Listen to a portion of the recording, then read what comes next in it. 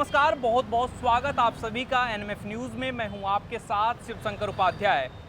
उत्तराखंड से एक बड़ी खबर आ रही है कि राहुल गांधी की 17 जुलाई को एक रैली होनी थी परेड ग्राउंड में, लेकिन किन्हीं कारणों से जो है वो रैली अब नहीं हो पाएगी, क्योंकि राहुल गांधी उत्तराखंड में इससे पहले भी एक रैली उनकी होनी थी, वो भी किन्हीं वजहों से कैंसिल हो गई। और इस बार जब ये रैली कैंसिल हुई है, उससे पहले जो है कांग्रेस पार्टी ने पूरी तैयारियां कर ली थी।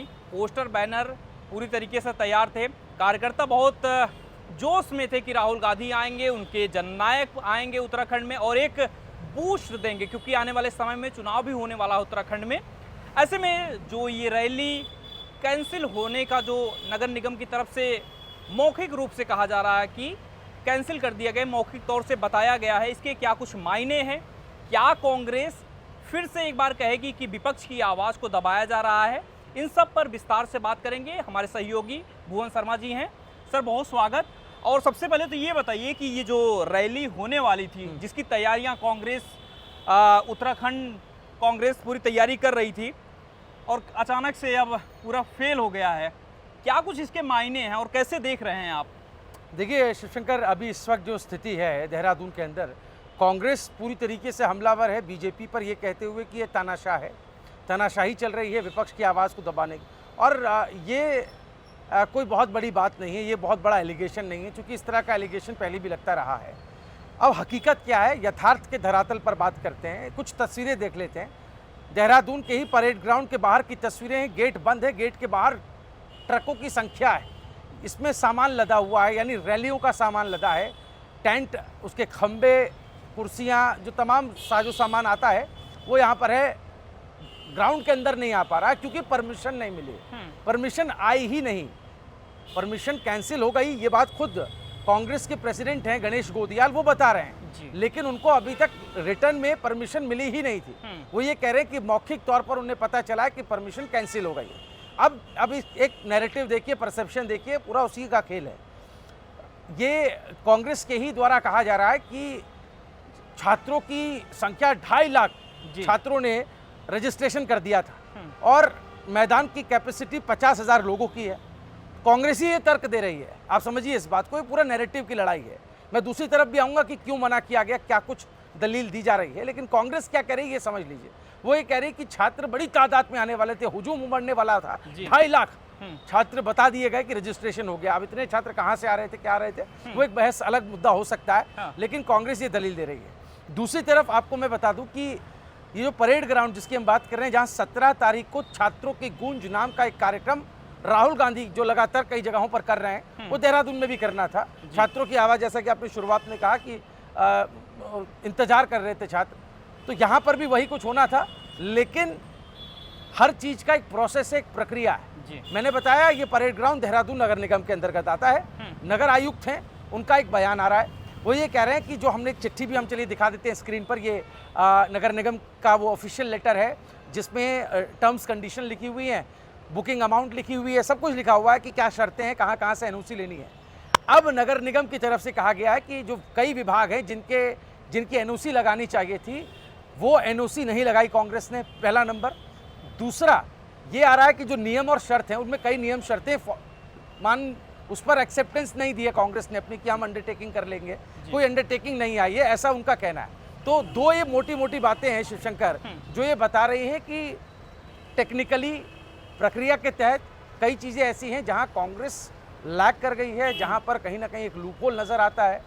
बजाय इसके कि वो अपनी तैयारी दुरुस्त रखते, तंदुरुस्त रखते, उसने ये करना शुरू कर दिया। तो मुझे लगता है कि ये एक बड़ा सवाल है जो खड़ा हो रहा है इसमें। आपको नहीं लगता कि राहुल गांधी जो है अब उसको एक अलग तरीके से भुनाने की कोशिश करेंगे और कहेंगे कि देखिए किस तरीके से विपक्ष की आवाज़ दबाई जा रही है? तो आपको नहीं लगता कि राहुल गांधी जिस तरीके से हमेशा जब किसी बात को नियम फॉलो नहीं करते हैं, वो दूसरी तरफ ये दिखाने की कोशिश करते हैं कि विपक्ष की आवाज़ को दबाया जाता है? क्योंकि अपने जब उनका राज था तो प्रधानमंत्री के तौर पे कई फैसले ऐसे लेते थे जिसकी उनको जो है इजाजत नहीं थी। लेकिन आपको नहीं लगता कि उत्तराखंड में सरकार बीजेपी की है और एक तानाशाही का आरोप जो नरेंद्र मोदी सरकार पे लगाते हैं, वही अब उत्तराखंड गवर्नमेंट पर भी लगाएंगे कि जो है विपक्ष की आवाज़ को दबाया जा रहा है, जनता के मुद्दों को जननायक उठाने वाले हैं, उनके समर्थक ऐसा कहेंगे, तो इसकी सच्चाई क्या है? देखिए ऐसा है, सबसे बड़ी बात आप समझिए कि मैंने शुरुआत में कहा कि एक परसेप्शन वॉर क्रिएट करने की कोशिश की जाती है जी। अभी आप धरती पर, ज़मीन पर आप उतरे भी नहीं, चुनावी मैदान में उतरे भी नहीं, उससे पहले आप सोशल मीडिया पर या हवा में या बातूनी जो है वो आपने वॉर शुरू कर दिया है, बयानबाजी शुरू कर दी है। तो बयान दे करके इस तरह माहौल बनाना या परसेप्शन क्रिएट करना, ये राजनीति में होता रहा है, कोई नया नहीं है। कांग्रेस भी अपने तरकश के कुछ तीर निकालेगी, बीजेपी भी उधर से कुछ वार पलटवार करेगी, लेकिन किसकी दलीलों में दम है, किसका ग्राउंड मजबूत है, अंतोगत्वा यही देखा जाएगा। और मैंने आपको बताया कांग्रेस पॉलिटिकल पार्टी है, चुनाव आ रहे हैं, राहुल गांधी की बड़ी रैली थी जी, तो इस पर कांग्रेस कोई ना कोई ऐसी दलील देगी, ऐसी कोई ना कोई ऐसी बात कहेगी जिससे डैमेज कंट्रोल भी हो पाए और सामने विरोधी दल को निशाना भी बना लिया जाए, एक पन दो काज। तो मुझे लगता है यहाँ पर एक ये करने की कोशिश की गई।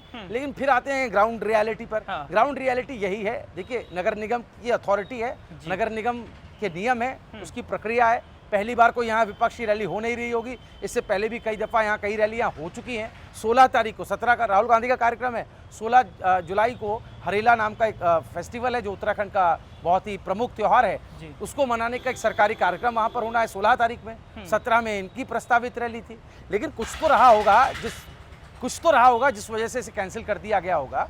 अभी और वजहों का आना अभी फिलहाल बाकी है।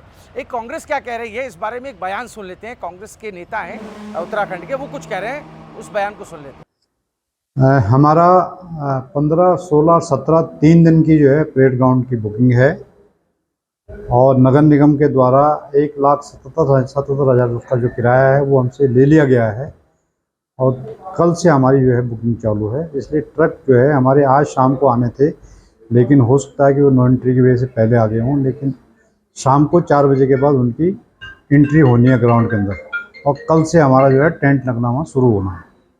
लेकिन कुछ ये भी जानकारी मिल रही है कि डीएम की ऑथराइजेशन से परमिशन नहीं आई है, इसलिए कुछ एक्सेप्ट करके रोका गया है और ये भी कह रहे हैं कि कैपेसिटी बहुत ज़्यादा हो गई है, रजिस्ट्रेशन जो आने हैं छात्र वो 2.5 लाख से ज़्यादा हो गए हैं और कैपेसिटी में 50 की है, तो ये भी एक वजह हो सकती है कि लोग कैसे वहाँ जैसे। तो नेचुरल है, जितनी उसकी ग्राउंड की कैपेसिटी है भीड़ तो उतनी आएगी जो ग्राउंड के अंदर है, उससे ज़्यादा तो हो नहीं सकता।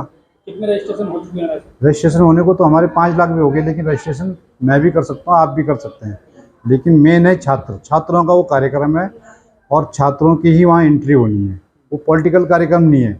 और हम जो है जो अंदाज़ा लगा रहे हैं हमारे, क्योंकि कॉलेज बंद है यहाँ पे, सारे कॉलेज बंद हैं, लेकिन उसके बावजूद हम अपने व्यक्तिगत संबंधों के आधार पे और बच्चों में जो उत्साह है, हम मान के चल रहे हैं कि 15 से 20 हज़ार बच्चे वहाँ आएंगे और इतने की जो है कैपेसिटी मैदान की है।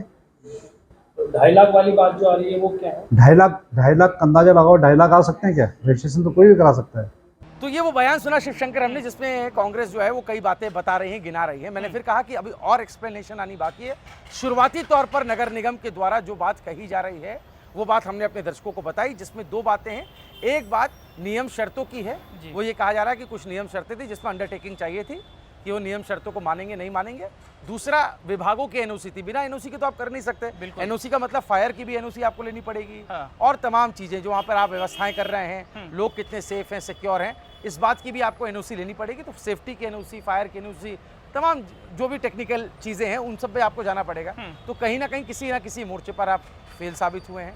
अब आते हैं सरकार के पॉइंट ऑफ व्यू पे, जब आप ये कह रहे थे कि क्या ये सरकार चाह रही है। आप देखिए, पहले आपने शुरुआत में जिक्र किया, पहले भी राहुल गांधी उत्तराखंड आना था, अभी हाल में ही अल्मोड़ा में उनकी विजिट थी जी। सब वहाँ तो सब कुछ तैयार था शिवशंकर, वहाँ पर टेंट भी लग चुके थे जी, वहाँ पर कुर्सियाँ भी लग चुकी थी और सेम डे में कैंसिल हुआ है। उसमें बात यह आई है कि जिस चॉपर से राहुल गांधी को आना था उस चॉपर के पायलट ने ही उन्हें मना कर दिया। इसमें तो सरकार का कोई रोल है ही नहीं, बिल्कुल वही चॉपर आपका, पायलट आपका, तो आपका ही चॉपर, आपका ही पायलट आपको परमिशन नहीं दे रहा है। मौसम का हवाला जो भी हो सकता है, एयर ट्रैफिक की सारी बातें हो सकती हैं, बिल्कुल, लेकिन आपके पास ऑल्टरनेटिव रूट था सड़क के द्वारा। बिल्कुल सड़क खुली हुई थी, सड़क के द्वारा आम आदमी जाता है, आपको सड़क के माध्यम से आना चाहिए था जब वहां पर लोग इंतजार कर रहे थे। अल्मोड़ा में पिथौरागढ़ से लोग सुनने के लिए आए थे, बागेश्वर से लोग सुनने के लिए आए थे, लोग दूर दूर से राहुल गांधी को सुनने के लिए आए थे, लेकिन विपक्ष का एक नेता जो छात्रों की गूंज नाम का एक कार्यक्रम चला रहा है जिसमें छात्रों के रिप्रेजेंटेशन की बात हो रही है, हाँ। छात्रों की आवाज देने की बात हो रही है, हाँ। तो वो उसको उतना गंभीरता से क्या कांग्रेस ले रही है? हाँ, क्या राहुल गांधी के इस ड्राइव को, इस अभियान को, हाँ, जो उन्होंने, वो कौन सा था जिसमें वो पैदल चल करके हाँ, भारत जोड़ो यात्रा, भारत जोड़ो यात्रा जी। उसी तर्ज पर उन्होंने एक नया अभियान शुरू किया, एक नया ड्राइव। जी। तो क्या उत्तराखंड की कांग्रेस पार्टी हम्म, क्या इस बात को क्या इतना सीरियसली ले रही है? सवाल यहाँ खड़ा होना चाहिए। सवाल कांग्रेस के इंटरेस्ट पर, उसके इरादे पर, राहुल गांधी के इस अभियान को लेकर इस पर प्रश्न होना चाहिए, मुझे लगता है। लेकिन क्या लगता है कि सर परेड ग्राउंड में जैसे कि रैली होनी थी और किन्हीं वजहों से जो है नहीं हो पाई। कैंसिल हो गई है, अब नहीं हो पाएगी, क्या इसके अलावा कोई विकल्प तैयार कर पाए? क्योंकि अभी टाइम है, हाँ, 2 से 72 3 घंटे, हाँ, 72 हाँ, घंटे अभी टाइम है। हाँ, लगभग है। क्या कोई ऐसी तैयारी हो सकती है उत्तराखंड में कि जहां पर जननायक कांग्रेस के जो समर्थक है कहते हैं कि जननायक की रैली की जा सके, और जो 2.5 लाख का जिक्र कर रहे हैं कि लोगों ने रजिस्ट्रेशन कर दिया है, उनको संबोधित कर पाए, देखिए, ऐसा ये पॉसिबिलिटी? 2.5 लाख बहुत बड़ी फिगर आप भी मानते हैं, आप जी। कई रैलियां देख चुके हैं। हाँ बिल्कुल। 2.5 लाख वो भी छात्र आ रहे हैं, छात्र, हाँ। आप समझिए यूथ जिसकी हम बात कर रहे हैं, तो ये तो बहुत बड़ी फिगर है, बहुत बड़ी संख्या में लोग आने वाले हैं। इस बात को तो बिल्कुल कांग्रेस हल्के में नहीं ले सकती जब इतने लोग इंटरेस्ट दिखा रहे हैं। बिल्कुल तो बिल्कुल। इन 72 घंटों में कांग्रेस किस जगह को तलाशेगी? परेड ग्राउंड नहीं तो कौन सा ग्राउंड? हाँ। देहरादून में मुझे ऐसा दूसरा कोई बहुत बड़ा ग्राउंड नजर नहीं आता। गढ़ी कैंट और जगहों पर है, लेकिन वहाँ पे सुरक्षा मानक है, जी। कैंट का एरिया है, कई और वजह है। क्या इतने शॉर्ट नोटिस पर वहाँ की अथॉरिटी ने अलाउ करेगी? हाँ। ये कुछ सवाल है। सिक्योरिटी सेफ्टी भी एक रीजन है। हाँ फिर अगर देहरादून नहीं तो क्या हरिद्वार डिस्ट्रिक्ट में जाकर के ये रैलियां होंगी क्या? जी। तो ऐसे बहुत तेरे सवाल है। मुझे लगता है इस पर अभी हम बहुत जल्दी कुछ इस पर कोई डिस्कशन नहीं कर सकते। हाँ, जगहें बहुत हैं। हाँ। कांग्रेस किस जगह को चुनती है, चुनती भी है या नहीं चुनती है, और अगर फिर से राहुल गांधी की रैली कैंसिल हो जाती है तो इसका क्या संदेश जाएगा लोगों में, खासतौर पर उन छात्रों में जिनकी संख्या 2.5 लाख कांग्रेस बता रही है, जो इच्छुक थे राहुल गांधी की इस रैली का हिस्सा बनने के लिए। एक अंतिम सवाल ये बनता है कि जिस तरीके से अल्मोड़ा की जिक्र आप कर रहे थे कि वहाँ चॉपर नहीं जा पाया, जो भी समस्याएं थी, रूट था उनके पास जाने का कि वो जो है सड़क मार्ग से जा सकते थे और रैली को संबोधित कर सकते थे, क्योंकि कहते हैं कि जननायक की बात उनके समर्थक कहते हैं, तो जनता के लिए तो इतना कष्ट राहुल गांधी झेल सकते थे, चॉपर से नहीं तो गाड़ियों से जा सकते थे। करेक्ट। तो क्या लगता है कि वो जनता के लिए इतने लॉयल हैं, या फिर मतलब वाकई में चिंतित हैं, या फिर बहाना ढूंढ रहे हैं कि क्रिटिसाइज किसी भी तरीके से जो है? अब वही चीज हो गया कि यहाँ परेड ग्राउंड में भी हो गया, वो बहाना ज्यादा खोज रहे हैं, या फिर लग रहा है कि जनता को वाकई में संबोधित करना चाहते हैं, जागरूक करना चाह रहे हैं, या चाह रहे हैं कि सरकार क्या काम नहीं कर रही है, क्या कर रही है, उस बारे में भी बताना चाह रहे हैं? हाँ, मतलब मुझे लगता है कि राहुल गांधी की जो भी सिचुएशन है, जब वो रैलियां करने आ रहे हैं, कुछ दिक्कतें, हर्डल्स आ जा रहे हैं, तो जनता तो यही कह रही है कि मुझे रहजनों से गिला नहीं, तेरी रहबरी का सवाल है, तू इधर उधर की बात न कर, ये बता कि काफिला लुटा तो कैसे लुटा। तो मुझे लगता है कि राहुल गांधी, ये हाई टाइम है, जब कुछ भी किन्हीं भी वजहों से ये डिस्कनेक्शन हो जाता है, तो राहुल गांधी उस डिस्कनेक्शन को क्या मतलब उसको दूर नहीं कर पाएंगे? किसी भी और दूसरी वजहों से कनेक्ट नहीं हो पाएंगे क्या? क्योंकि अल्मोड़ा में यही क्रिटिसिज्म झेलना पड़ा था। बिल्कुल, ऐसा हम नहीं कह रहे हैं। हमने सोशल मीडिया पर जो कांग्रेस के ही फैन है, जो कांग्रेस के ही लोग उनको सुनने के लिए दूर दूर से आए, उन्हीं का रिएक्शन हमने सोशल मीडिया पर देखा।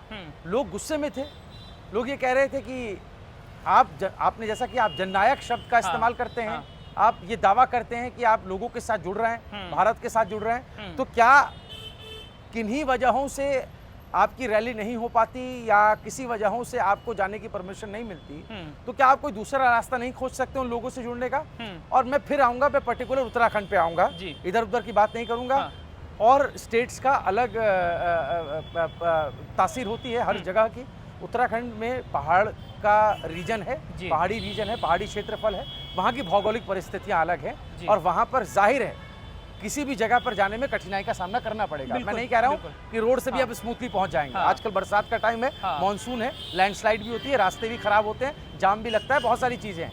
राहुल गांधी विपक्ष के नेता हैं, उनका भी अपना सेफ्टी सिक्योरिटी प्रोटोकॉल है, बिल्कुल सब कुछ अपनी जगह पर है, हम इसको डिनाई नहीं कर सकते हैं। लेकिन उसके बावजूद हाई टाइम है, चुनाव आ रहे हैं भैया, चुनाव से पहले भी अगर आप इस तरीके से उत्तराखंड के लोगों के साथ अपेक्षा वाला भाव रखेंगे, आने के बाद भी नहीं आ पाएंगे, मतलब आते हैं उत्तराखंड लेकिन डेस्टिनेशन पे नहीं पहुंच पा रहे हैं, तो ये इसके लिए आपको, और लास्ट टाइम क्या किया था पता है शिवशंकर? लास्ट टाइम ये किया था कि कुमारी शैलजा थी जिनको जी। प्रभार बनाया गया उत्तराखंड हाँ। कांग्रेस का, जी। वो थी और मंच पर और लोग थे जहां अल्मोड़ा में रैली होनी थी।